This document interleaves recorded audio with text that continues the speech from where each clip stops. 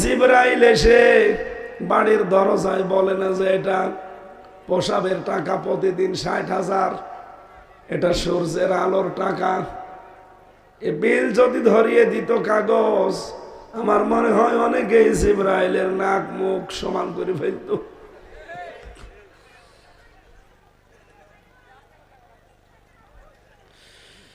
খাবার খেলে যেহেতু রক্ত তৈরি হচ্ছে, শহীদ যারা এদের রক্ত যে তৈরি হয় এর প্রমাণ হযরতে হামজা রাদিয়াল্লাহু তাআলা আনহু, তার ইন্তেকালের প্রায় 30 বছর পর তার কবর মদিনায় একবার ঢল হওয়ার কারণে ভেঙে গিয়েছিল। উহুদের ময়দানে ওই সময় যারা যুদ্ধ করেছে অনেকে তো বেঁচে আছে আজও, রক্ত অনুসন্ধান করে দেখে 30 বছর আগে মুহাম্মদুর রাসূলুল্লাহ সাল্লাল্লাহু আলাইহি ওয়াসাল্লামের চাচা হযরতে হামজা উহুদের ময়দানে যে শহীদ হয়েছিলেন, যেই কয় জায়গায় কাফেররা তরবারি দিয়ে আঘাত করেছিল ওই জায়গাগুলো দিয়ে এখনো তাজা রক্ত ফিনকি দিয়ে বের হয়ে আসছে। ফেনীবাসী, উনি যদি খাবার না খাবে 30 বছর পরে রক্ত আসলো কোত্থেকে? কথা বলেন না কেন? তার মানে শহীদ যারা হয় এরা মরে। আপনাদের জামাই শহীদ জিয়া, উনিও মরে নাই, উনি শহীদ। আমি এটা সারা বাংলাদেশে সবার মুখে শুনি, নাম বললেই বলে শহীদ জিয়া, কিন্তু কত জায়গায় তো নাম হয় মুজিব, কই শহীদ মুজিব কেউ বলে।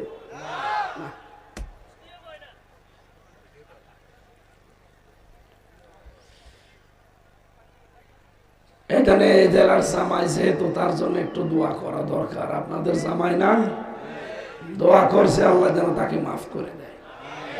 তার স্ত্রী যেহেতু এখন বিধবা, আপনাদের মেয়ে বেগম খালেদা জিয়া অসুস্থ হয়ে লন্ডনে আছে, কানাডায়। আল্লাহ রাব্বুল আলামিন তাকে সুস্থতা দান করেন। আরে ভাই, আপনাদের তো মেয়ে, দোয়া করেন না কেন? বলেন আমিন।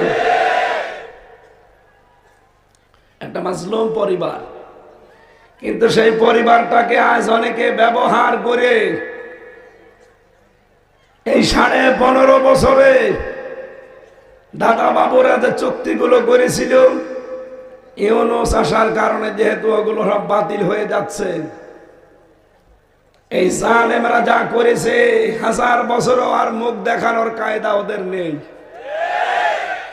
এই জন্য দাদা বাবুরা সাথে মাতাল হলো, তাহলে ঠিক আছে, দেখছে যে ওদের দিয়ে তো আর হবে না।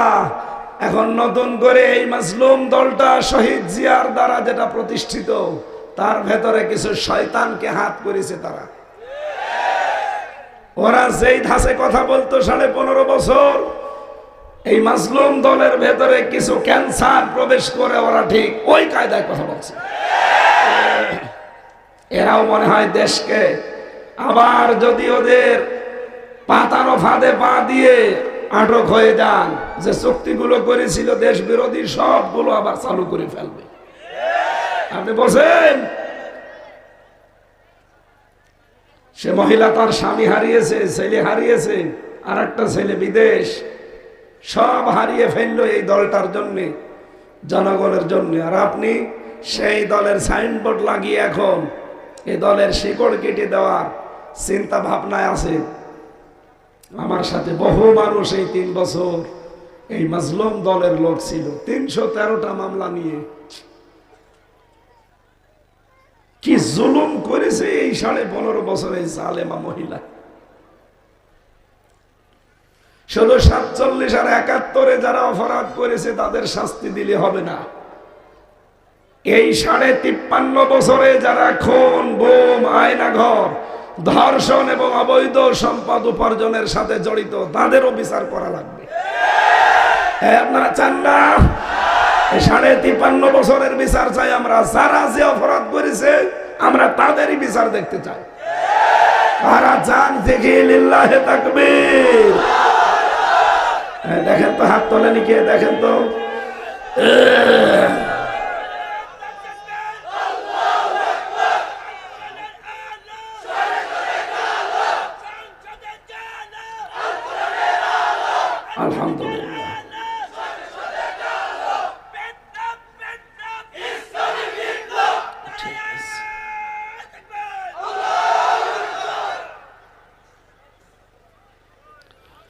আমার ভাইরা যে কোরআন থেকে কথা শোনার জন্য এসেছি, আমি কয়েকটা তথ্য লিখেছি আধুনিকভাবে।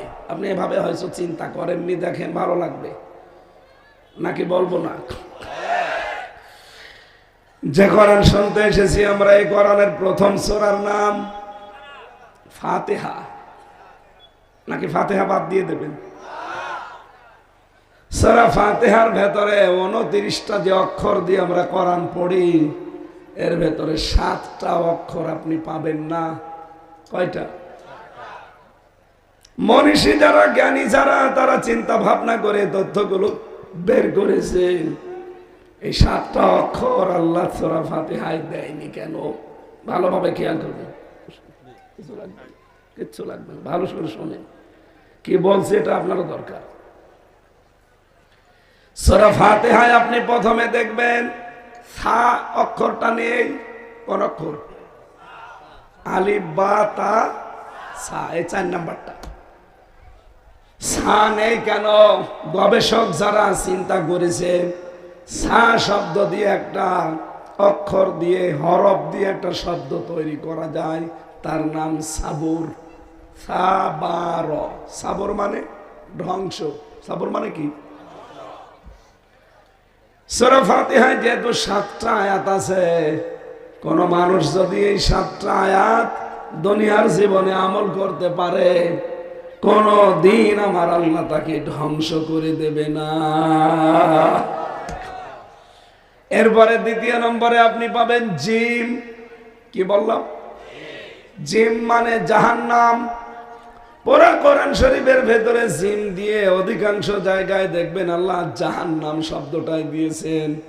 আর জাহান্নাম মানে জানি আমরা আগুন। জাহান্নাম মানে কি? সূরা ফাতিহায় আল্লাহ 7টা অক্ষর দিলেন না।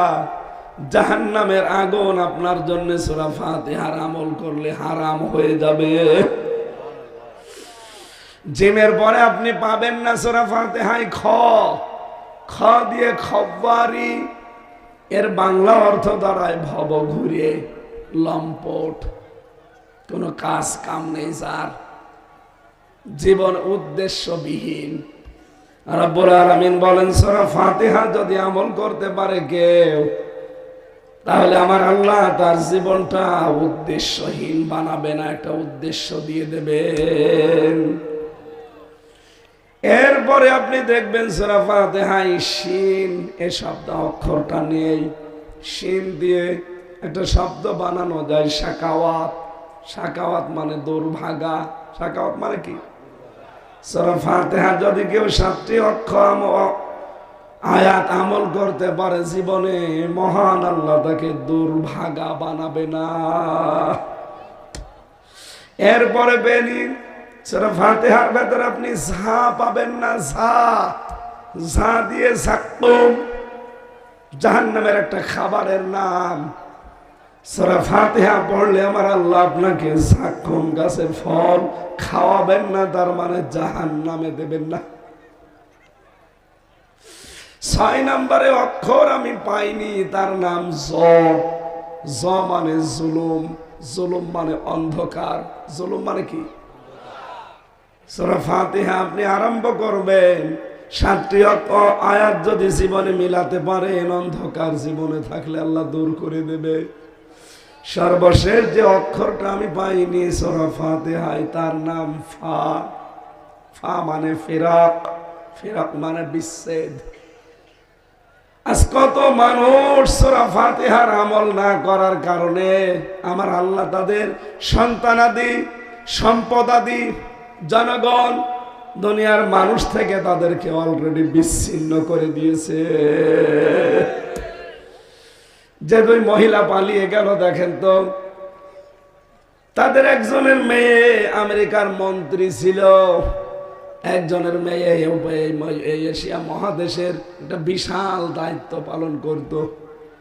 তো কি একটা কপাল আল্লাহ, সূরা ফাতিহার আমল জীবনে না থাকার কারণে বিচ্ছেদ করে দিয়েছে সন্তানাদি, সম্পদাদি, এমনকি বাবার বাড়িতে পর্যন্ত সে থাকতে পারল না। তার বাবার বাড়িটা এখন ঢাকার এইটা জন টয়লেট হয়ে গেছে। কিছুদিন আগে আমি দেখার জন্য গিয়েছিলাম, দেখি 8-10 জন করে টয়লেট করতে যায়, বসাবে ঢোকে 4-5 জন 7-8 জন করে, এদিকে এদিকে এদিকে, মনে হচ্ছে সামাদবদ্ধ টয়লেট চলছে। এভাবে যদি কিছুদিন যেতে থাকে দেখবেন তার বাবার আসল ভিটা যেটা, ওইটাও আবু জেহেলের বাড়ির মতো জাতীয় পায়খানা হয়ে যাবে। এজন্য সূরা ফাতিহার আমল আমাদের জীবনে দরকার নেই। এই যে 7টা অক্ষর আল্লাহ দেয়নি এমনিতে না, মনীষী গবেষক যারা চিন্তা ভাবনা করে এগুলো বের করেছে। আমরা আজকে থেকে সূরা ফাতিহার যে 7টা শিক্ষা আছে এগুলো তাফসীর থেকে হাক্কানি তাফসীরে পাবেন, দেখে মিলিয়ে জীবনে আমল করার চেষ্টা চালায়। বলেন আমিন। আমি কোরআনে কারিমের 10 নম্বর সূরা, সূরা ইউনূস, 11টা রুকু আছে, 109টা আয়াত আছে, মক্কায় নাজিল হয়েছে। মাত্র একটা আয়াত পড়েছি, ক্রমিক নাম্বার 25। কত? আলোচনার বিষয় ঘর। কি বললাম? এবার আসেন আমার আল্লাহ কি বলেন সেই দিকে যায়। ভাঙ্গা ভাঙ্গা কণ্ঠে বোঝা যাচ্ছে কথা? কথা যাচ্ছে? আল্লাহ রাব্বুল আলামিন বলেন, আল্লাহু ইয়াদউ ইলা দারিস সালাম। আল্লাহ তিনি তোমাদেরকে ডাক দেন। ইলা মানে দিকে, দার মানে ঘর, সালাম মানে শান্তি। আল্লাহ তোমাদেরকে ডাকেন শান্তির ঘরের দিকে, সালামের ঘরের দিকে। এখানে সালাম নামে কেউ আছেন? নেই? সালাম নামে কেউ আছেন? হাত তোলেন তো। আলামিন বলেন এ পৃথিবীতে যে ঘরের সিস্টেম মানুষ বোঝে, দুনিয়ায় যত ঘর আপনি দেখবেন, ঘর বানাতে হলে প্রথমে পিলার লাগে, খুঁটি লাগে। কি কথা বলেন না কেন? ঘর বানাতে পিলার লাগবে না? খুঁটি লাগবে না? খুঁটি দিয়ে হয়ে যাবে ঘর? এর ছাদ দেওয়া লাগবে বা চাল দেওয়া লাগবে। আমরা গ্রামাঞ্চলের মানুষ দেখি, মানুষ চাল দেয়, এদিকে একটা, এদিকে একটা, এদিকে একটা, এদিকে একটা, 4 চালা। ঘর বানাতে হলে চাল লাগে কয়টা? 4টা। শুধু ঘরে খুঁটি আর চাল দিলেই ঘর হয়? কি লাগবে? গুরুত্বপূর্ণ দরজা। বলেন তো কি? দরজা ঘরের একটাই থাকলে ভালো হয় না? মানে আর একটা কি চুরি করার জন্য? একটা ঘরের একটা দরজায় থাকা দরকার, কিন্তু একটা ঘরের জ্বালানা 3-4টা দিলে অসুবিধা নেই। আপনি জ্বালানাটা দেওয়ার সময় যদি এই নিয়তে দেন যে আমি এখান থেকে মসজিদের আজান শুনে সেজদা দিতে যাব, এই জ্বালানাটা যতদিন টিকে থাকবে সাদগায়ে সারিয়ার সওয়াব পাবেন।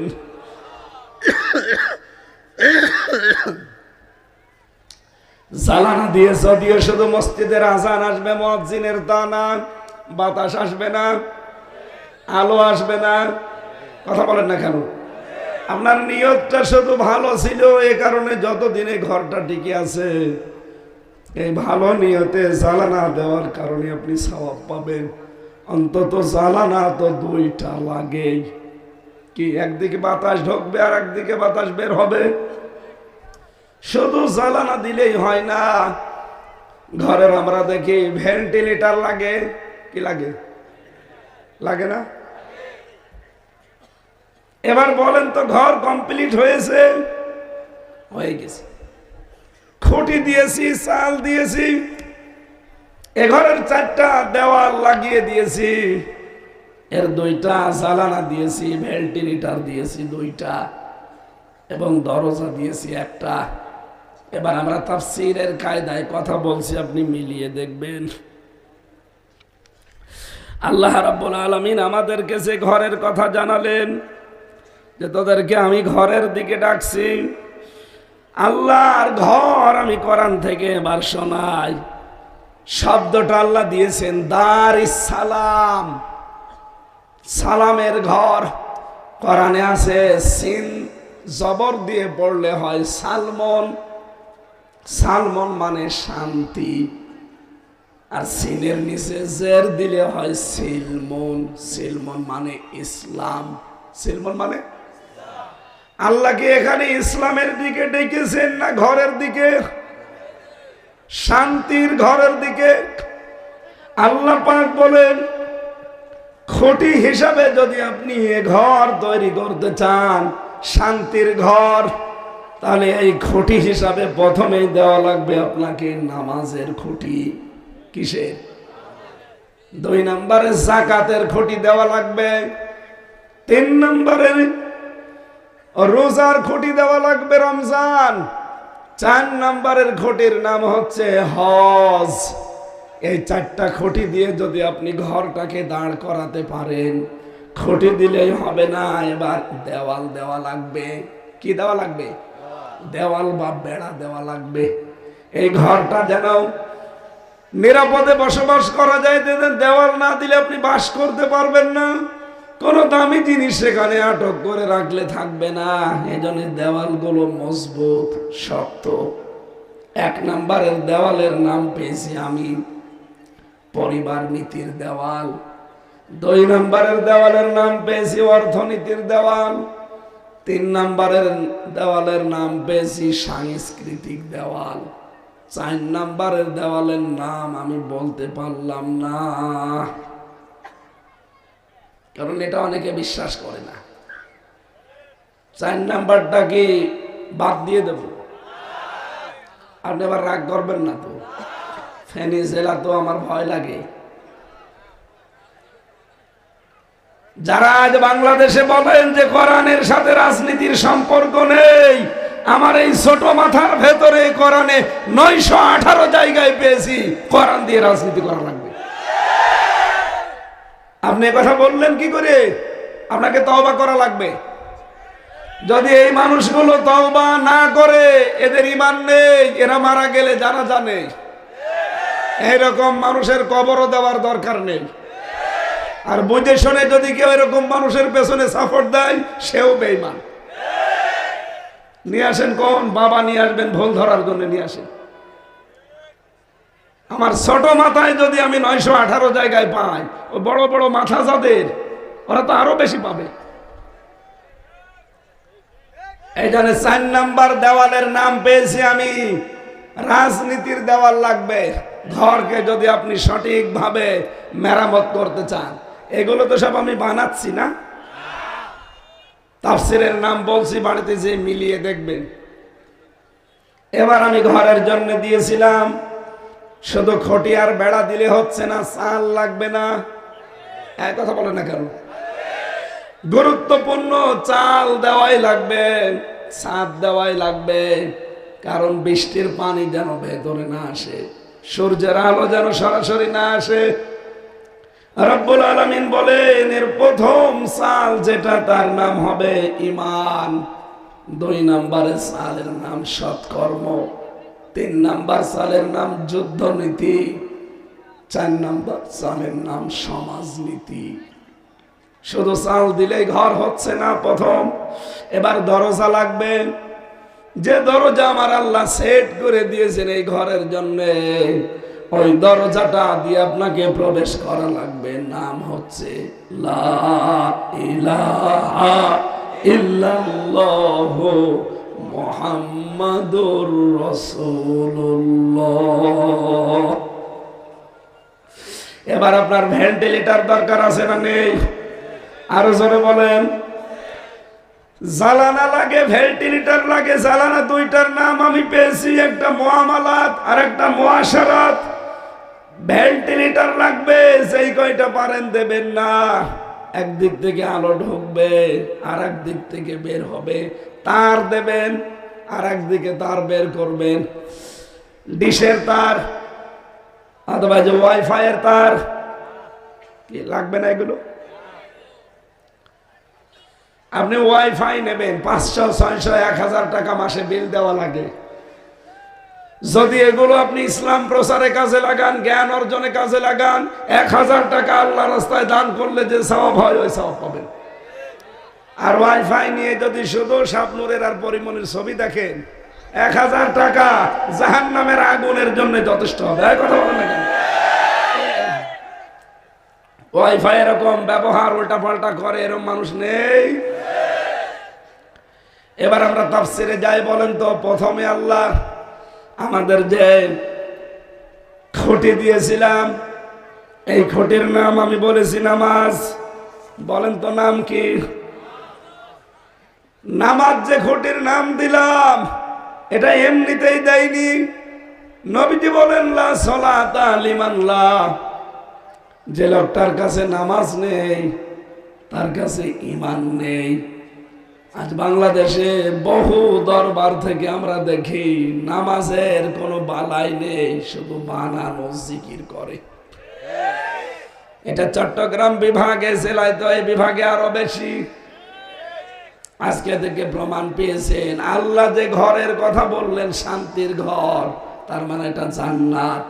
এই ঘরে প্রবেশ করতে হলে মাস্ট বি নামাজ লাগবে। কথা বলেন না কেন? বাংলাদেশে 48টা দল এখন নিবন্ধিত রাজনৈতিক, বাকি নিবন্ধনের বাইরে আরো যা আছে সব মিলে প্রায় 84টার উপরে। এই যতগুলো দলের কথা বলছি, আপনি খোঁজ খবর নিয়ে দেখবেন, এই দেশে নামাজ 5 ওয়াক্ত পড়লে রিপোর্ট করে লিখে রাখা লাগে শুধু একটা দলে আমি পেয়েছি। কেন এতগুলো দল আছে, কোন জায়গায় লিখা লাগবে না কেন? এটা গুরুত্বপূর্ণ একটা বিধান। কারণ কি? তাদের যে লিখে রাখা লাগে, কারণ কি? নবীজি জানিয়েছেন, আউয়ালু মা ইউহাসাবু বিহিল আবদু ইয়াউমাল কিয়ামাতিস সালাহ। কিয়ামতের দিন সর্বপ্রথম আল্লাহ বান্দাকে জিজ্ঞাসা করবে যে নামাজ পড়েছিস কিনা বল। ও ফেনীবাসী, যাই করেন না কেন ফরজ নামাজটা যেন ছেড়ে দেবেন না। তাহলে আল্লাহ বলেন আমি তার নিজে দায়িত্বটা ছেড়ে দেই। এই জন্য আমরা এমন একটা দল করব যেই দলে নামাজের গুরুত্ব আছে। এই কথা বলেন না কেন? আরে ভাই, আমি শান্তির ঘরে যেতে চাই, জান্নাতে যেতে চাই। আমার প্রথম ঘরের খুঁটি গাড়া লাগবে শক্ত করে। যার জীবনে নামাজটা যত বেশি শক্ত, তার জীবনে আপনি তত অন্যায় কম দেখবেন। প্রশ্ন আসতে পারে, কত নামাজি মানুষ তো দুর্নীতি করে, মানুষের সম্পদ মেরে খায়। হ্যাঁ খায়, কিন্তু নামাজ যে লোকটা পড়ে, চুরিও করে, নামাজ পড়ে, সালমান এফ রহমানে দরবেশের মতো চুরি করে, ওটা নামাজ না। ইন্নাস সালাতা তানহা আনিল ফাহশাই ওয়াল মুনকার। অবশ্যই নামাজ মানুষকে অন্যায় অশ্লীল থেকে বিরত রাখবে। শুধু রাখবে না, রাখবে। এ কথা কার বলেন? আল্লাহ যদি গ্যারান্টি দেয়, আমাদের মতো 2 নাম্বার মানুষ যে বললাম সকালে এক কথা, বিকালে বলছে না আমি তো বলিনি। আল্লাহ বলেন আমি গ্যারান্টি দিয়েছি ইন্না দিয়ে। সত্যিই যদি নামাজ আপনি পড়তে পারেন, নামাজে যে শিক্ষাগুলো আপনাকে দিতে চাই ওগুলো যদি নিতে পারেন, আমিও গ্যারান্টি দিলাম মাস্ট বি নামাজ আপনাকে খারাপ কাজ থেকে বিরত রাখবে। যদি না রাখতে পারে, আপনি মনে করবেন যে আপনার নামাজ হচ্ছে না। আপনি যদি সাবান দিয়ে পোশাক পরিষ্কার করেন, সাবান যদি সাবান হয়, কাঠ না হয়, সাবান যদি সত্যি সাবান হয়, আর পোশাকে যদি ময়লা থাকে, মাস্ট বি ওটা পরিষ্কার হবে। পোশাক ঠিক আছে, সাবানও ঠিক আছে, কিন্তু সাবান কয়লার, কিসের? কয়লা মার্কা সাবান দিয়ে যতই আপনি ঘষাঘষি করেন না কেন, পবিত্র তো হবেই না, পরিষ্কার হবেই না, আরো ময়লা যা ছিল বাড়বে। এই জন্য আমাদের নামাজের ভেতরে 27টা শিক্ষা আল্লাহ দিতে চেয়েছেন। এগুলো যদি আমরা সত্যিই নিতে পারতাম, বাংলাদেশে আমরা ৯৬% মুসলমান। ওরে ভাই, কিছু লাগবে না, শুধু নামাজই যথেষ্ট। কিন্তু না, সাহাবায়ে কেরাম এই নামাজের দ্বারা কোথায় পৌঁছিয়েছিলেন তারা? হযরতে আব্দুল্লাহ আনসারী, তার জীবনী পড়লাম। তিনি নবীজির মুখে শুনেছিলেন যে জামাতের সহিত নামাজ পড়লে ২৭ গুণ সওয়াব বেশি হয়। বাড়ি থেকে তিনি চলে গেলেন মসজিদে। নামাজ পড়ার পরেই হযরতে ওমর দেখে নামাজে আসে সবার শেষে, আবার চলে যায় সালাম ফিরানো হয়ে গেলে। নবীজির কাছে একদিন নালিশ দিয়ে বলে, হে রাসূল, আপনার এই আব্দুল্লাহ আনসারী এই সাহাবীটা মুনাফিক হয়ে গেছে। কারণ আপনি বলেছিলেন মুনাফিকের সিমটম, মুনাফিকের চরিত্র হচ্ছে ও মসজিদে আসবে সবার শেষে আর বের হয়ে যাবে সবার আগে। নবীজি বললেন, ঠিক আছে, চলো দেখি। বড় বড় ৪ জন সাহাবীকে নিয়ে তিনি গেলেন। সাথে আছে হযরতে ওমর, হযরত ওসমান, হযরতে আলী আর আব্দুর রহমান বিন আউফ। এর ভেতরে ৩ জন ধনী আর ১ জন গরিব নিয়ে গেলেন। বাড়ির বাইরে দাঁড়িয়ে সালাম দিলেন, আসসালামু আলাইকুম ইয়া আহলাল বাইত। বাড়ির ভেতর থেকে কোনো আওয়াজ আসে না। ৩ বার সালাম দেওয়ার পরে হযরতে আব্দুল্লাহ বের হয়ে আসলেন কাঁপতে কাঁপতে, একটা পোশাক পরিধান করে। জিজ্ঞাসা করলেন, তুমি এত দেরি করলে কেন? তুমি তো জানো আমি নবী যদি নারাজ হয়ে যায় আল্লাহ নারাজ হয়ে যাবে। সাহাবী বলেন, হে রাসূল, কেন আমার দেরি হয়েছে এবার শোনেন। আমরা স্বামী স্ত্রী নামাজ আদায় করি, নামাজ পড়ার মতো পোশাক একটাই আছে। অন্যান্য পোশাক আছে, সেগুলো দিয়ে নামাজ পড়ার মতো না। কারণ নামাজ পড়তে হলে কি ঢাকা লাগে? সতর। বলেন বলেন, সতর ঢেকে নামাজ পড়ার মতো পোশাক ওই একটাই। বাকি পোশাকগুলো দিয়ে নামাজ পড়া যায় না। আমি যেহেতু পুরুষ মানুষ মসজিদে যেতে পারি, ২৭ গুণ সওয়াব পাওয়ার জন্য আমি চলে যাই। নামাজ শেষ করে চিন্তা করি আমার উপরে নামাজ ফরজ না, আমার বর উপরেও ফরজ। তাড়াতাড়ি করে চলে আসি সালাম ফিরিয়ে। ওই যে ছোটখাটো পোশাকগুলো তালি দেওয়া যেগুলো আছে ওইগুলো পরে ওই ঘরের কোনায় একটা গর্ত রাখা, ওখানে আমি বসে পড়ি। আমার স্ত্রী ওখান থেকে উঠে এই ভালো পোশাকটা পরে নামাজে দাঁড়ায়। আপনি যখন আজকে এসেছিলেন আমি ৩ বার ডাক শুনেছি, কিন্তু আমার বেবি নামাজে ছিল, আল্লাহর সাথে সে কথোপকথন করছে। এমন সময় আপনি ডাক দিলেন, আমি আসবো কি করে? ওরে আমি নামাজ ভাঙতে বলবো কি করে? আমি পারি নাই, প্রথমে পারলাম না, দ্বিতীয়বার ডাক দিলেন তখন ওর নামাজ চলছিল। তৃতীয়বার যখন ডাক দিয়েছেন দেখি ও সালাম ফিরিয়ে ফেলেছে। তাড়াতাড়ি করে হাত ধরে গর্তের ভেতরে দিয়ে ওই পোশাকটা পরে আমি আপনার সামনে হাজির হয়ে গেছি। কিয়ামতে সাহাবী যদি আল্লাহর সামনে দাঁড়ায়, আপনিও দাঁড়াবেন। বিবেকের কাছে প্রশ্ন করেন তো আপনার অবস্থা কোথায়? আপনি কি দোহাই দেবেন যে নামাজ পড়তে পারি নাই আমার পোশাকের কারণে? আপনার পোশাকের অভাব আছে।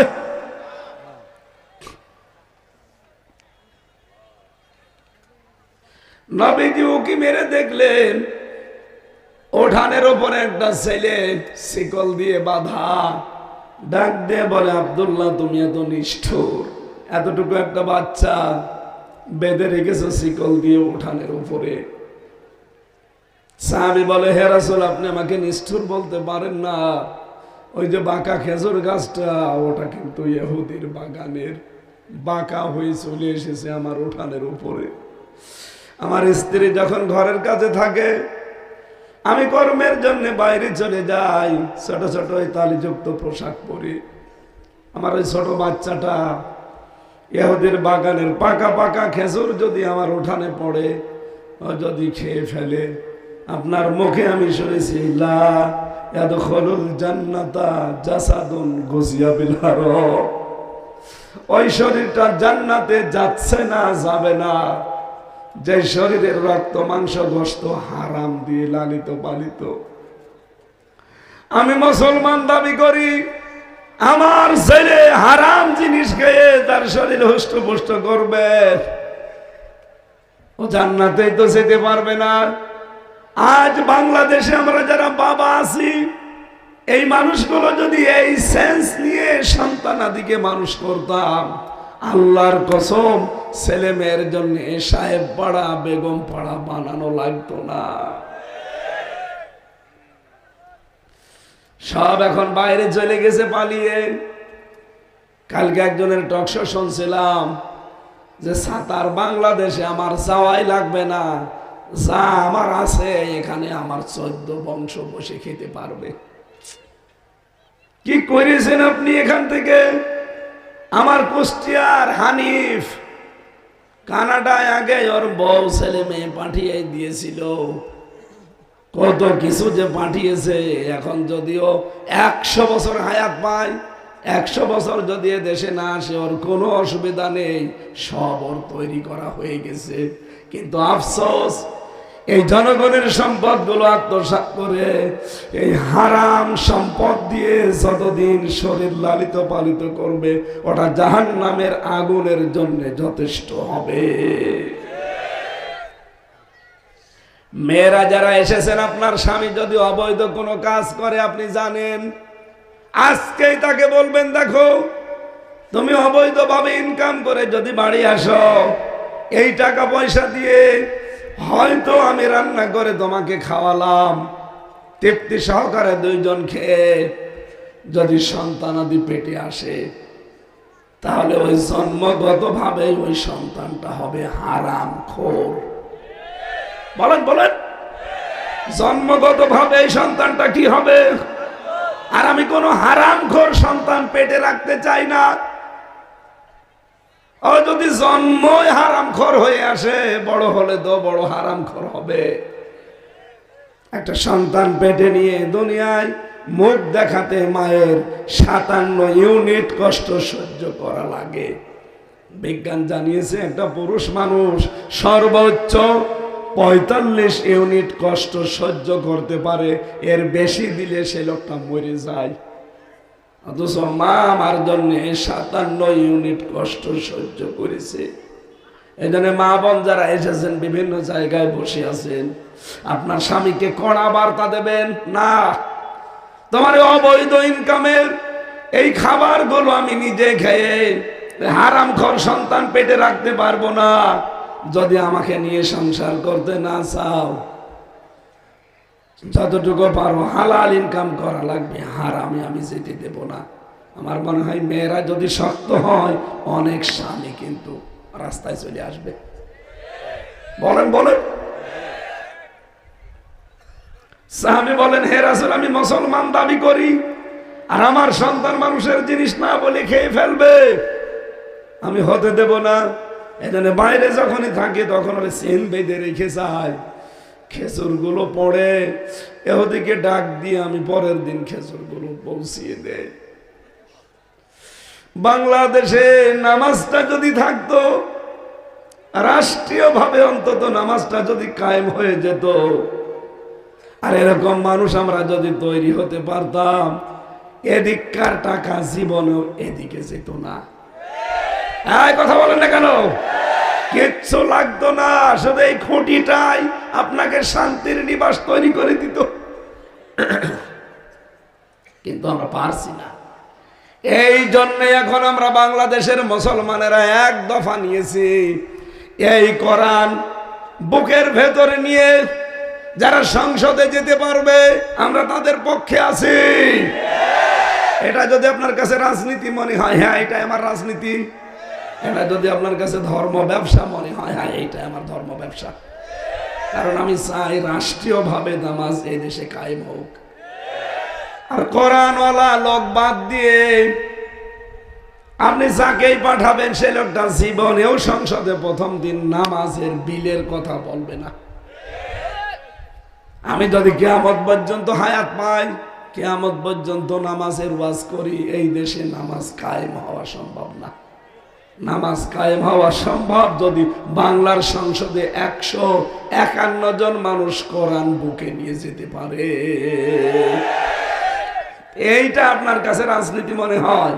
আর আপনি কোরআন বাদ দিয়ে চলে যে এই দরবেশের মতো 32-36 হাজার কোটি টাকা মারিং কাটিং করবেন, ওইটা রাজনীতি না? ওইটা তো বড় দুর্নীতি। এই জন্য বাংলাদেশে যাদের কর্মজীবন নেই, শুধু রাজনীতি, এর পেছনে থাকলে আপনি ডুবে মরবেন। কারণ জীবনেও কিছু করবে না দুর্নীতি ছাড়া, কারণ ওইটাই তার আসল নীতি। যাদের কর্মজীবন আছে আলাদা, আর রাজনীতিকে ইবাদত হিসাবে মনে করে জনগণকে দায়িত্ব পালন করার জন্য যারা করে, এই মানুষগুলোর পেছনে থাকা আপনার জন্য ফরজ। জানি আপনার মন আমি পাবো না, আমার আপনার মন পাওয়ার দরকার নেই, আমি সঠিকটা বলছি। সারা বাংলাদেশে একই অবস্থা, যাদের কোনো কাজ নেই, শুধু রাজনীতি তার পেশা, ওইটা কিছুদিন পরে দুর্নীতিতে পরিণত হবে। আর যাদের আলাদা কর্মজীবন আছে, রাজনীতিকে জনগণের সেবা হিসাবে, আল্লাহর হুকুম হিসাবে বেছে নিয়েছে। কারণ ঘরের যে দেওয়াল লাগবে, একটা দেওয়ালের নাম কি? রাজনীতি। এ বলেন না কেন? দেওয়াল যদি না থাকে, 3 দিকে দেওয়াল আছে, একদিকে নেই, চোর থেকে বাঁচাতে পারবেন? বলেন বলেন। এই জন্য এই দেওয়ালটা আমরা ঠিক করতে চাই। রাষ্ট্রীয়ভাবে নামাজ কায়েম হয়ে গেলে তখন আর আপনাকে নামাজের ওয়াজ করা লাগবে না, আপনার বাপ পড়বে নামাজ। পড়বেন না মানে? আফগানিস্তানে যান, নামাজ না পড়ে আপনি থাকতে পারবেন? সবচাইতে বড় বিষয়, আপনার আখেরাতের চিন্তা তৈরি না হলে এই ওয়াজ কেন? জিবরাইল ফেরেশতা এসে ওয়াজ করলো, আপনার ভালো লাগবে না। এই জন্য আমাদের দরকার আখেরাত ভিত্তিক জীবন তৈরি করার জন্য আল্লাহ যে জান্নাতের বিশাল ঘর, এই ঘরের দিকে আমাদেরকে ডাকতেছে। এই শান্তির ঘর পাওয়ার জন্য নামাজ মাস্ট বি লাগবে। নবীজি কাঁদছিলেন,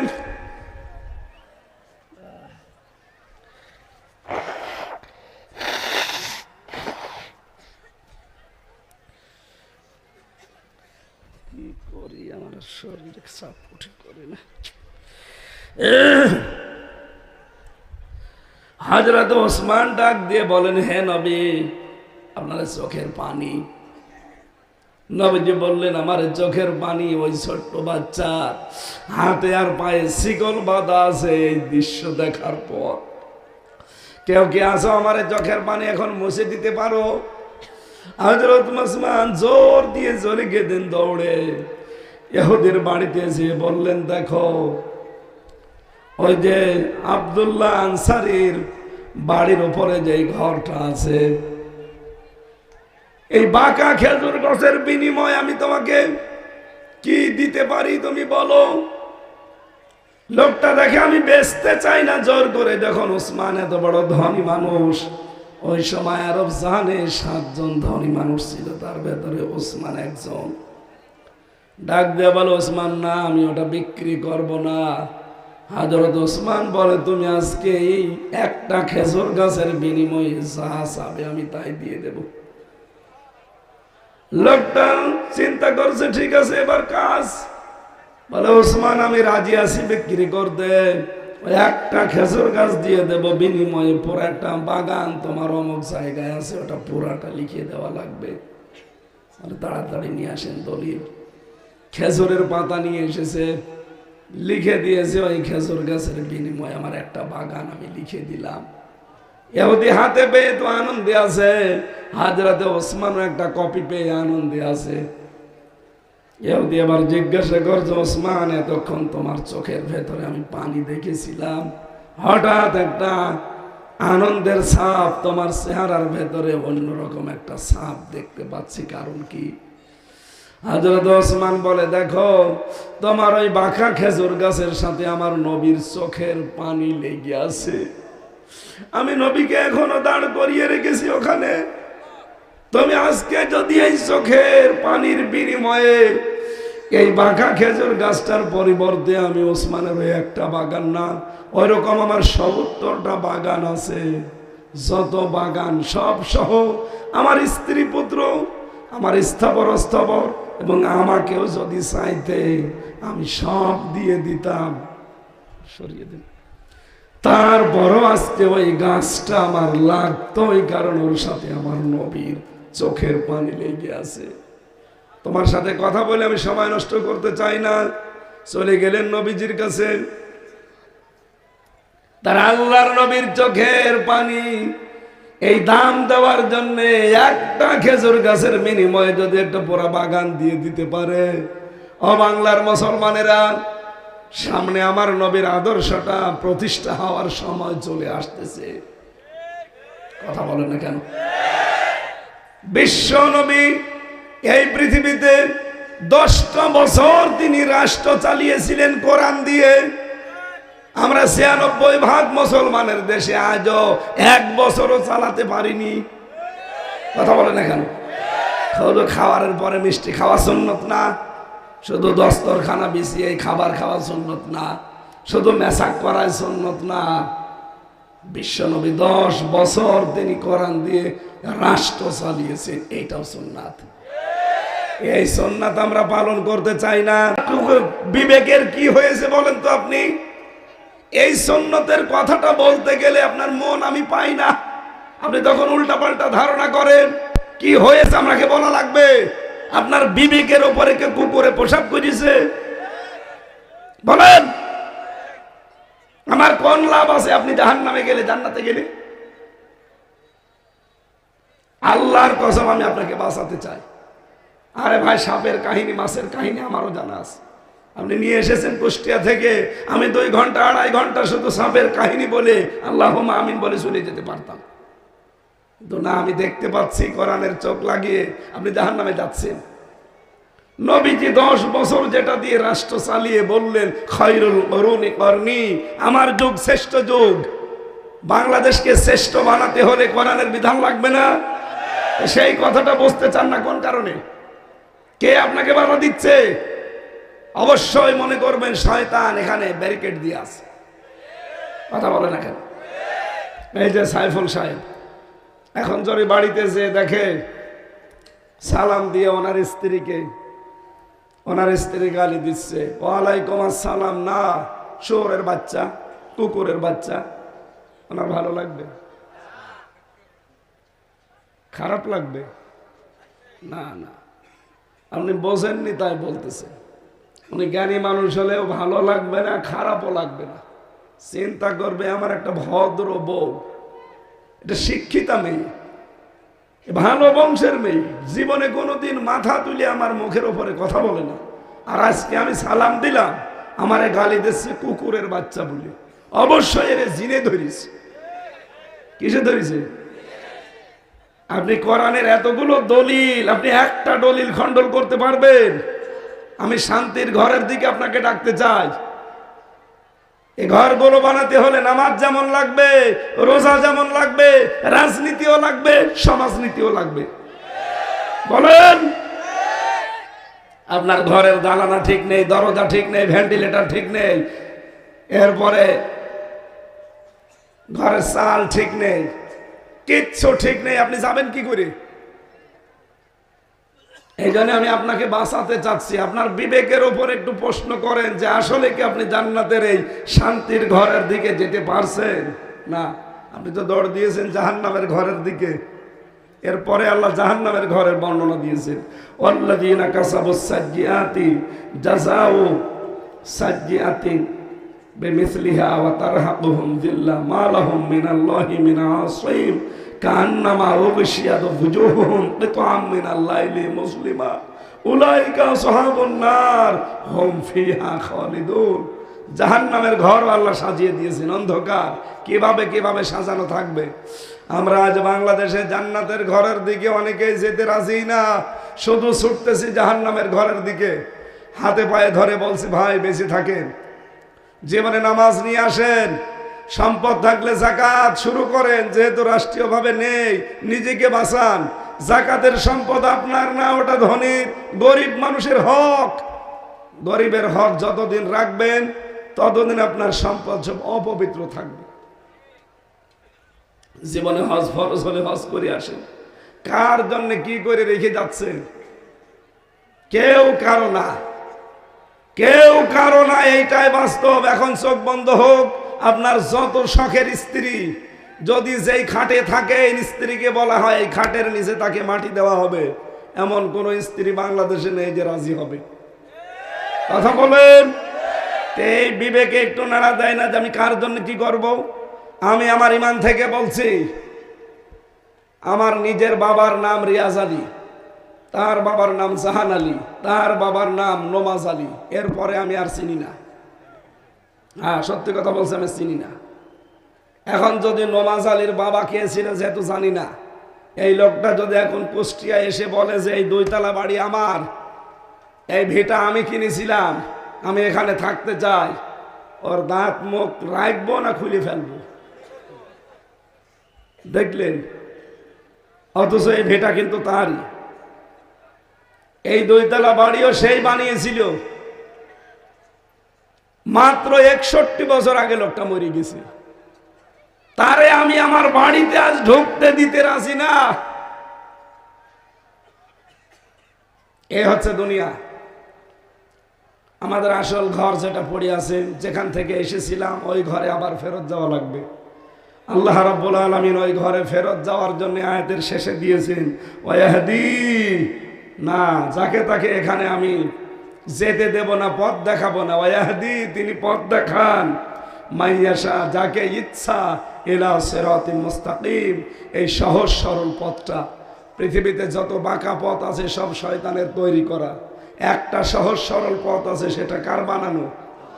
যেটা প্রতিদিন নামাজে আমরা কমপক্ষে 17 বার করে চাই, ইহদিনাস সিরাতাল, হে আল্লাহ আমাকে সহজ সরল পথে চালাও।